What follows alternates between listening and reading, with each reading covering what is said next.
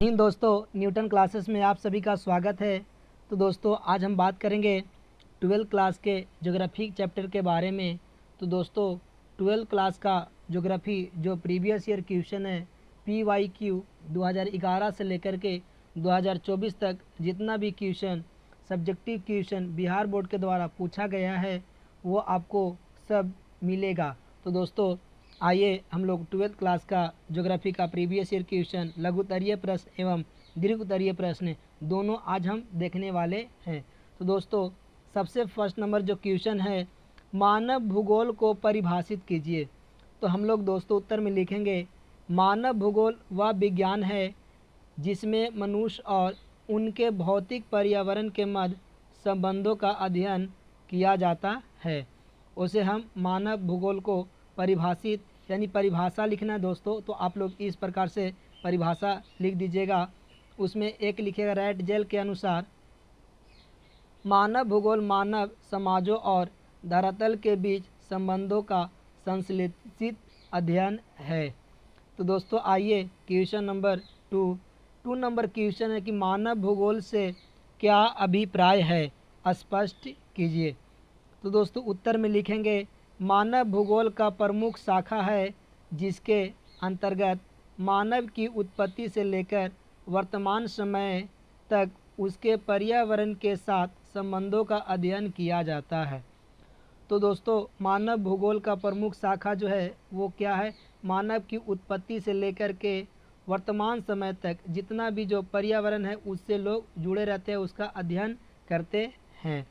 आइए दोस्तों आगे देखेंगे मानव भूगोल की एक अत्यंत लोकप्रिय है बहु अनुमोदित परिभाषा है मानव एवं उसका प्राकृतिक पर्यावरण के साथ समायोजन का अध्ययन है। आगे दोस्तों लिखेंगे मानव भूगोल का अध्ययन दिन प्रतिदिन बढ़ता जा रहा है। यूरोपीय देशों, पूर्ववर्ती सोवियत संघ, संयुक्त राज्य अमेरिका तथा भारत के विश्वविद्यालय में इसके अध्ययन में किया जाता है। मानव भूगोल बहुत ज़रूरी है। मानव भूगोल के साथ साथ पर्यावरण को भी हमें बचाए रखना बहुत ज़रूरी है। तो दोस्तों हम लोग भूगोल में पर्यावरण के बारे में, मानव के बारे में, संसाधन के बारे में, खनिज के बारे में, अनेक प्रकार की चीज़ों के बारे में हम लोग पढ़ते हैं। आइए दोस्तों हम लोग क्वेश्चन नंबर 3 को देखेंगे, नियतिवाद विचारधारा क्या है।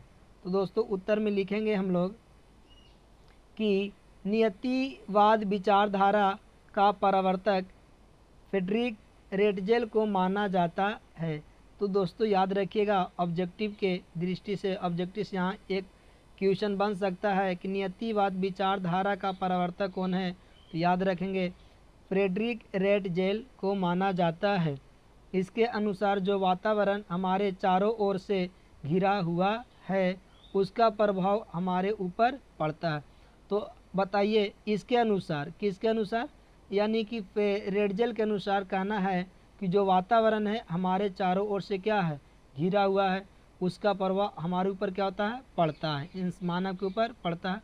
और रियलिटी आप लोग देखिएगा तो रियल बात है कि हम लोग जो हैं चारों तरफ से पर्यावरण, वातावरण, इन्वायरमेंट से घिरे हुए हैं, वो हम लोग का ऊपर प्रभाव पड़ता है। अगर पेड़ पौधा नहीं रहेगा तो बारिश होगी ही नहीं, ऑक्सीजन छोड़ेगा नहीं, क्योंकि पेड़ पौधा ऑक्सीजन छोड़ता है, हम लोग ऑक्सीजन को ग्रहण करते हैं। तो हम लोग तो भाई रियलिटी में कहा जाए तो हम लोग वातावरण से घिरे हुए हैं।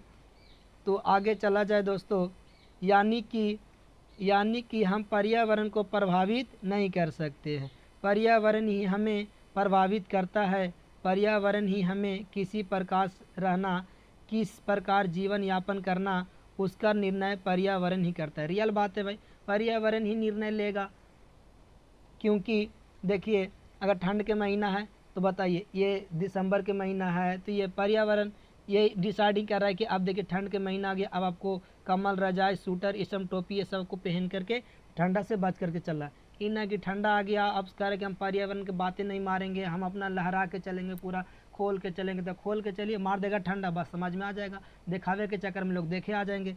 तो आप अपना अनुसार नहीं कर सकते, पर्यावरण आपको जिस ओर ढालेगा आपको उसी ओर ढलना पड़ेगा। तो हम लोग पर्यावरण से घिरे हुए हैं, समझ में आ रहा है। तो जैसे में देख लीजिए कि गर्मी के महीना में या जून मई के महीना में जब बरसात के समय आता है तो उस समय गेहूँ क्यों नहीं लगाते हैं, धान क्यों लगाते हैं?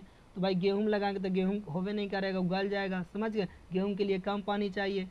तो इस प्रकार से हम लोग पर्यावरण जो कहेगा वही करेंगे, समझ गए। अब हम लोग जून के महीना या मई के महीना में हम लोग स्वेटर क्यों नहीं पहनते हैं? तो उस समय गर्मी का मौसम रहता है, समझ गए। स्वेटर पहनिएगा तब मार देगा, गर्मी मार देगा, ठंडा मार देगा, पहनवे नहीं कीजिएगा, सबसे बड़ी बात यह है। आगे चलिए। किसी प्रकार जीवन यापन करना उसका निर्णय पर्यावरण ही करता है कि आप किस मौसम में कौन सा कपड़ा पहनिएगा, ये सभी निर्णय किस मौसम में कौन सा आपको फसल लगाना है, ये सब चीज़ कौन निर्णय लेगा? वो पर्यावरण ही लेता है। इस विचारधारा के अनुसार प्रकृति ही सब कुछ और जो मानव है वह प्रकृति का दास है। मानव जो है किसका दास है? प्रकृति का दास है, समझ गए। चलिए अब हम लोग आगे चलते हैं। प्रकृति जैसा चाहेगी वैसा हमसे करवाएगी। प्रकृति जैसा चाहेगा हम लोग वैसा ही करेंगे। चलिए बहुत सिंपल क्वेश्चन था। अब आइए क्वेश्चन नंबर 4। क्वेश्चन नंबर 4 है, मानव भूगोल के कुछ उप क्षेत्रों के नाम बताइए। तो उत्तर में लिखेंगे मानव भूगोल के महत्वपूर्ण उप क्षेत्र निम्नवत है। तो एक में लिखेंगे व्यवहारवादी भूगोल, दो में लिखेंगे सामाजिक कल्याण का विज्ञान, तीन में लिखेंगे सांस्कृतिक भूगोल, चार में लिखेंगे लिंग भूगोल। ये सब दोस्तों मानव भूगोल के उप क्षेत्रों का नाम है। जो बिहार बोर्ड कभी कभी कहता है कि मानव भूगोल के 7 उप क्षेत्र के नाम लिखिए, 8 उप क्षेत्र के नाम लिखिए, 10 उप क्षेत्र के नाम लिखिए। हम ऐसा किए एक ही बार 15 उप क्षेत्र के नाम लिख के लेकर के चले आए, ताकि आप लोग 15 याद रखिएगा। 10 को पूछे, 8 को पूछे, 4 को पूछे, 5 को पूछे, आप लोग के ध्यान में रहेगा। चलिए तो हम लोग 4 तक देख लिए। 5वां में देखिए ऐतिहासिक भूगोल, चिकित्सा भूगोल, सैन्य भूगोल, संसाधन भूगोल, कृषि भूगोल। अब हम लोग आगे देखेंगे औद्योगिक भूगोल, विपणन भूगोल, पर्यटन भूगोल, अंतर्राष्ट्रीय भूगोल, जनसंख्या व्यापार का भूगोल और अधिवास भूगोल। तो दोस्तों हम लोग इस प्रकार से उप क्षेत्र को 15 को ध्यान में रखेंगे। 4 को पूछेगा, 5 को पूछेगा, जितना पूछेगा आप लोग लिख दीजिएगा। अब आइए क्वेश्चन नंबर 5। क्वेश्चन नंबर 5 है कि पर्यावरणीय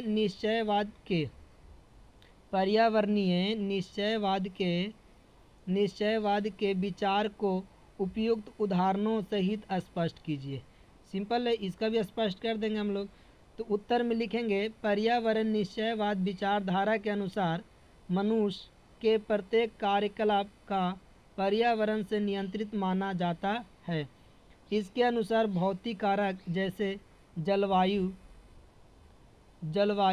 उच्चावच, प्राकृतिक, वनस्पति आदि, लेकिन मनुष्य की संसाधनों के अधिकाधिक संग्रहण एवं द्रुत गति यानी गलत प्रयोग से संपन्न बने प्रवृत्ति एवं मानव समाज द्वारा दूसरे मानव समाज से आगे बढ़ने की ललक से प्राकृतिक पर्यावरण का असंतुलित शोषण एवं दुरुपयोग हो रहा है।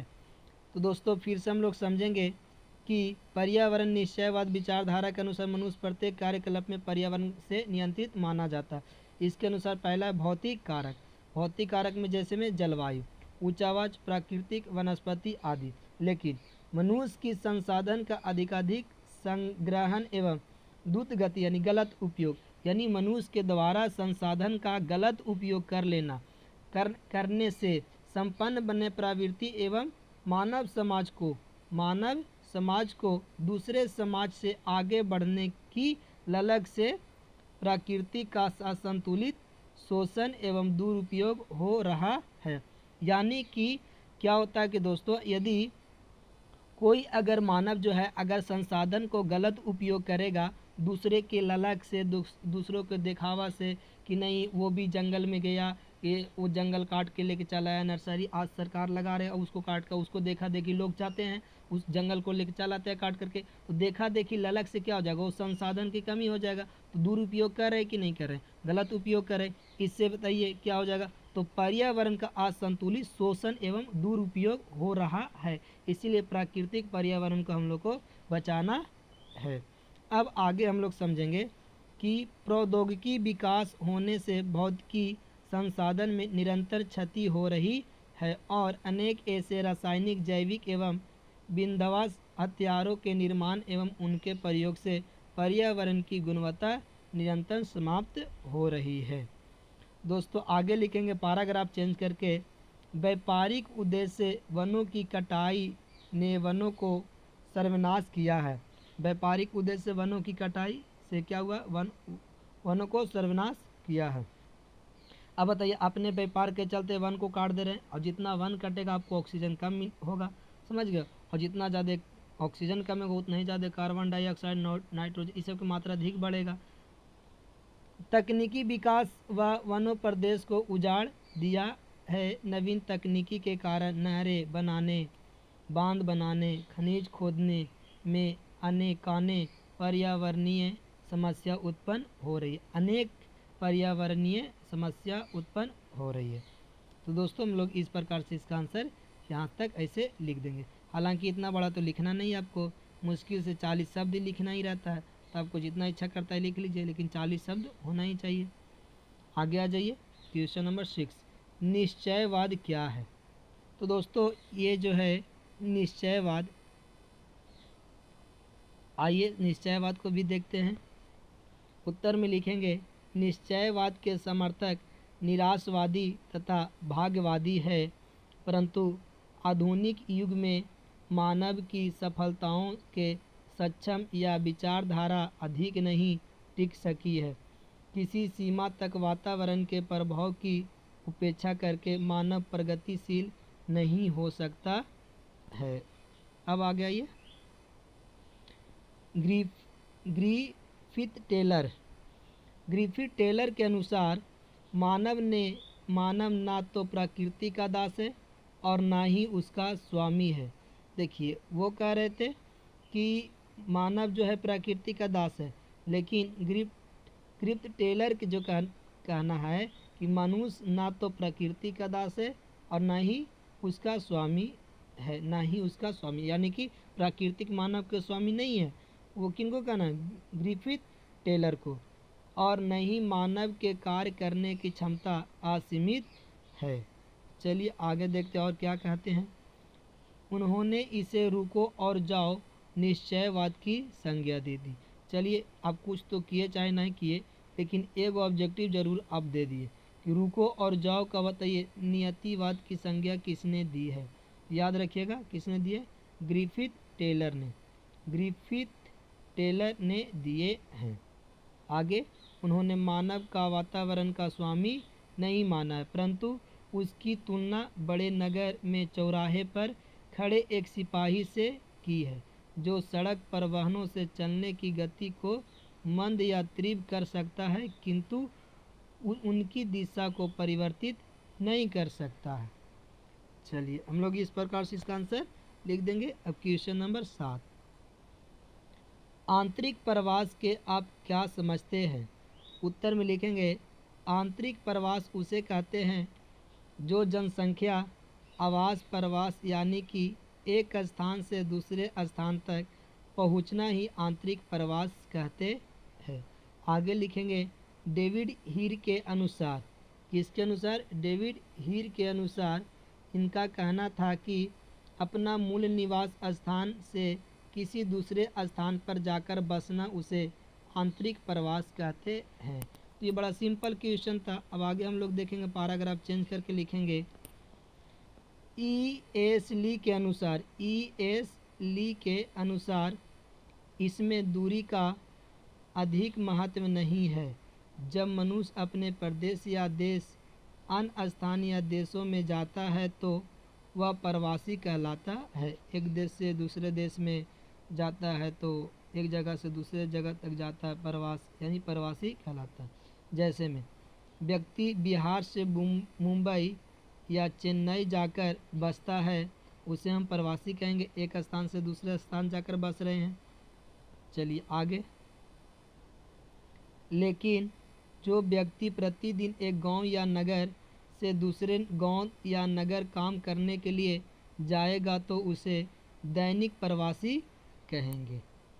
अब आइए दोस्तों, अब हम लोग आते हैं कि प्रवास के कितने कारण। तो प्रवास के मुख्य कारण निम्नलिखित है। दोस्तों यह क्वेश्चन जो है वो दोस्तों लघुत्तरीय प्रश्न है। देखिए इसका अभी तक आंसर अभी तक खत्म नहीं हुआ है, इसका मतलब ये लघुत्तरीय प्रश्न है। प्रवास के मुख्य कारण निम्नलिखित है। पहला कारण जो है भौतिक कारक, लिखेंगे भौतिक कारण में भौतिक कारक के अंतर्गत जलवायु संबंधी परिवर्तन, भूकंप, ज्वालामुखी एवं मिट्टी का उपजाऊ होने, ये सभी के कारण प्रवास के लिए घटना बढ़ना दर्शाता है। उदाहरण के लिए लिखेंगे, उदाहरण के लिए हमारे देश में लोग अधिक गर्मी से बचने के लिए दक्षिण से उत्तर की ओर प्रवास करते हैं। जब गर्मी के मौसम आता है, देखिए उदाहरण के लिए जब गर्मी के मौसम आएगा तो लोग कहाँ जाएंगे, जहाँ पास ठंड के इलाका रहेगा वो उत्तर की ओर जाएंगे। जैसे मैं कर्क रेखा के पास आ गया तो बिहार से लोग फिर तमिलनाडु की ओर जाते हैं, फिर ऊपर जम्मू कश्मीर ये हो गया, श्रीनगर हो गया, हिमाचल, पंजाब, ये सब में लोग जाते हैं। समझ गए। तो उदाहरण के लिए हमारे देश के लोग गर्मी से बचने के लिए दक्षिण से उत्तर की ओर प्रवास करते हैं तथा गर्मी समाप्त होते ही वह पुनः अपने अपने स्थानों पर वापस आ जाते हैं। बाढ़ भी अधिक संख्या में प्रवास के लिए उत्तरदायी है। बाढ़ भी जहाँ ज़्यादा आएगा तो दोस्तों एक जगह से दूसरी जगह प्रवास कर लेते हैं। अब हम लोग देखेंगे आर्थिक कारण। इसके अंतर्गत इसमें रोजगार, कृषि, उद्योग, परिवहन, व्यापार आदि शामिल किया गया है। लोग कमाने के लिए बड़ी संख्या में गाँवों से शहर में जाते हैं। व्यापारी भी व्यापार के लिए एक स्थान से दूसरे स्थान पर जाते। ये सब तो आप लोग जानते ही हैं कि आर्थिक स्थिति दयनीय है तो गांव के लोग कहाँ जाएंगे कमाने के लिए, शहर में जाते हैं। समझ गए। और एक स्थान से दूसरे स्थान व्यापार के लिए जाते हैं। चलिए आइए अब हम लोग देखते हैं सामाजिक सांस्कृतिक कारण। धार्मिक कारणों से भी बड़ी संख्या में प्रवास होता है।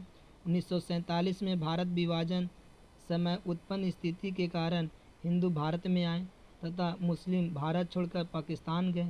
तो ये तो आप लोग हम बताए थे 1947 भारत विभाजन वो किस प्रकार से हुआ था। सामाजिक कारण भी इस प्रकार से बनता है। आइए क्वेश्चन नंबर 4 करें इसका 4 कारण। राजनीतिक कारण, लिखेंगे राजनीतिक तथा जातीय दंगों के कारण लोग अपने घरों को छोड़कर दूसरे स्थानों पर प्रवास करते। अब बताइए आसपास में आपके अगर कोई ज़्यादा दंगे फसाद, जाति भेदभाव हो रहा है तो आप उस माहौल में नहीं रहना अच्छा पसंद कीजिएगा, आप उस माहौल को छोड़कर कहीं और जाके बस जाइएगा। तो राजनीतिक कारण ये है कि ज़्यादा जाति भेदभाव होगा तो वहाँ से आप दूसरी जगह जाइएगा, तो ये भी एक राजनीतिक कारण का प्रवास बनता है जहाँ पास अच्छा माहौल रहे। अब हम लोग लिखेंगे क्वेश्चन नंबर 8 देखिए, जनांकीय संक्रमण सिद्धांत का विवेचना कीजिए या ऐसन का संक्रमण क्या है। तो दोस्तों उत्तर में लिखेंगे कि जनांकीय संक्रमण सिद्धांत से किसी क्षेत्र में भविष्य में जनसंख्या के बारे में ज्ञात हो सकता है। जनांकीय सिद्धांत बताता है कि किसी प्रदेश की जनसंख्या में परिवर्तन समय के अनुसार ग्रामीण कृषि और निरक्षर जनसंख्या के नगरीय औद्योगिक समाज की ओर रहा है। आगे लिखेंगे उच्च जन्म होना चाहिए, तो ये कर लीजिए उच्च जन्म दर और उच्च मृत्यु दर से कम जन्म दर और कम मृत्यु दर की ओर परिवर्तन निम्न अवस्थाओं में होता है। इसे जनांकीय सिद्धांत कहते हैं। जनांकीय सिद्धांत के 3 अवस्थाएं हैं। पहला अवस्था दोस्तों प्रथम अवस्था में जन्म दर अधिक होती है और मृत्यु दर भी अधिक होती है, इसलिए जनसंख्या वृद्धि धीमी हो जाती है। जितना जन्म ले रहा उतना मर जा रहा, तो भाई जनसंख्या तो धीमा ही हो गया। समझ गए। और लोग अधिकतर इसी अवस्था में आते हैं। इसमें जीवन जीना सीमित है और निरक्षरता आशंका अधिक है। तकनीक स्तर कम होता है। आज से 200 वर्ष पहले विश्व इसी अवस्था में था। अब दोस्तों देखेंगे दूसरी अवस्था। इस अवस्था के अंतर्गत प्रारंभ में ही उच्च जन्म दर में कमी होने लगती है और मृत्यु दर में भी कमी आ जाती है। इसी कारण जनसंख्या वृद्धि भी कम होने लगती है। आइए दोस्तों, अब हम लोग देखते हैं तृतीय कारण। इस अवस्था में जन्म दर तथा मृत्यु दर में बहुत तेज़ी से गिरावट होती है, जिसके कारण जनसंख्या स्थिर हो जाती है और अधिकांश जनसंख्या शिक्षित होने के साथ साथ नगरीय क्षेत्रों में निवास करती है तथा तकनीकी ज्ञान स्तर ऊंचा होता है। इस अवस्था में जीवन यापन करने वाली जनसंख्या सीमित विचारधारा के समर्थक होती है। तो हम लोग इस प्रकार से 3 अवस्था लिख देंगे। अब हम लोग आते हैं क्वेश्चन नंबर 9 नंबर क्वेश्चन है, संभववाद की संकल्पना का परीक्षण कीजिए। तो दोस्तों उत्तर में लिखेंगे, संभववाद का विचारधारा का प्रवर्तक विडाल डीला ब्लास महोदय को माना जाता है। इसके विचारधारा के अनुसार मानव प्रकृति का स्वामी है। मानव जैसे प्रकृति क्या है, स्वामी है और उसे जैसे चाहे वैसे इस्तेमाल कर सकता है। यानी कि इनका कहना है कि भाई प्रकृति का स्वामी कौन है, मानव प्रकृति का स्वामी है। प्रकृति का स्वामी मानव है, प्रकृति को जैसे पाए वैसे यूज कर सकता है। तो जैसे पाए वैसे यूज कीजिएगा तो हम लोग को नुकसान है। चलिए, विडाल डीला ब्लास के अनुसार प्रकृति कभी सुझाव देती है और कभी प्रतिबंध लगाती है, लेकिन वह मनुष्य के लिए एक सलाहकार से अधिक नहीं है। उदाहरण के लिए, पहले जो आदि मानव थे वो प्रकृति के प्रकोप से डरते थे। बात रियल है, पहले के आदि मानव प्रकृति के प्रकोप से डरते थे। यदि उस समय बारिश से छिपता था तो गर्मी, देखिए हाँ, प्रकोप से डरते थे। यदि उस समय बारिश से छिपता था, यदि गर्मी पड़ती थी तो उसे वह गर्मी सहन करनी पड़ती थी। यानी अगर पहले के लोग, आदि मानव जो लोग थे, अगर बारिश होता था तो लोग छिपते थे कि भाई बारिश हो रहा है, भागो भागो, हम लोग छिपते हैं जंगल में कहीं, ठीक है। अगर गर्मी पड़ रहा है तो गर्मी लोग उस समय सहते थे, समझ गए। उसमें गर्मी क्या करते थे, उसे वह गर्मी को सहन करनी पड़ती थी। और यदि सर्दी पड़ती थी तो उसे सर्दी भी सहन करनी पड़ती थी। लेकिन अगर बात कहा जाए कि आज जो मानव है वह प्रकृति का से स्वतंत्र है। आज जो मानव है प्रकृति से क्या है, स्वतंत्र है। कैसे स्वतंत्र है भाई, यदि गर्मी पड़ती है तो वह एसी कूलर और पंखा का उपयोग करते हैं, तो भाई वो तो गर्मी से स्वतंत्र ही है ना। यदि बारिश होता है तो वो छाता का इस्तेमाल करता है, और यदि सर्दी पड़ती है तो हीटर का उपयोग करता है। तो इनका कहना है कि प्रकृति का स्वामी मानव है, समझ गए। अगर प्रकृति गर्मी देगा तो हम लोग एसी चालू करेंगे, प्रकृति ठंडा देगा हम दूसरा कूलर चालू करेंगे, प्राकृतिक और कुछ, प्राकृतिक और क्या, बारिश देगा हम छाता लगा लेंगे, समझ गए, इस प्रकार से। और यदि सर्दी पड़ती है तो हीटर का उपयोग करता है, जिससे मनुष्य का महत्व प्रकृति से ज़्यादा हो गया और प्राकृतिक मनुष्य के सामने फीका पड़ गई। इसे ही संभववाद विचारधारा कहते हैं। चलिए दोस्तों, आप लोग लिख दीजिएगा। बहुत अच्छा क्वेश्चन था, क्वेश्चन नंबर 10। और ये आखिरी क्वेश्चन, जीवन निर्वाह कृषि की 2 विशेषताओं का उल्लेख कीजिए। लिखेंगे दोस्तों, जीवन निर्वाह कृषि की 2 प्रमुख विशेषताएं निम्नलिखित है। पहला लिखेंगे हम लोग कि पहला में लिखेंगे कम उत्पादन। किसान अपनी और अपने परिवार की ज़रूरतों के लिए ही खेती करते हैं। भाई रियल बात है, आज के जो किसान हैं अपना और अपने परिवार के चलाने के लिए खेती करते हैं। और जिनको पास बहुत ज़्यादा खेत है तो वो तो भाई करेंगे, समझ गए। उनको व्यापार के लिए भी ऐसा होता है, ऐसा नहीं है। इसलिए उत्पादन सीमित होता है। तो कम उत्पादन में आप लोग लिख दीजिएगा। पारंपरिक तकनीक, आइए हम लोग इसको देखते हैं। इस प्रकार की खेती में आधुनिक तकनीकों का बहुत कम या कोई उपयोग नहीं होता, उसे पारंपरिक साधनों का निर्भरता अधिक होती है। दोस्तों आज के वीडियो बस यहीं तक। मिलेंगे नेक्स्ट वीडियो में, लेकर के आएंगे ज्योग्राफी का 11 से लेकर के 20 तक। चलिए, जय हिंद, जय भारत।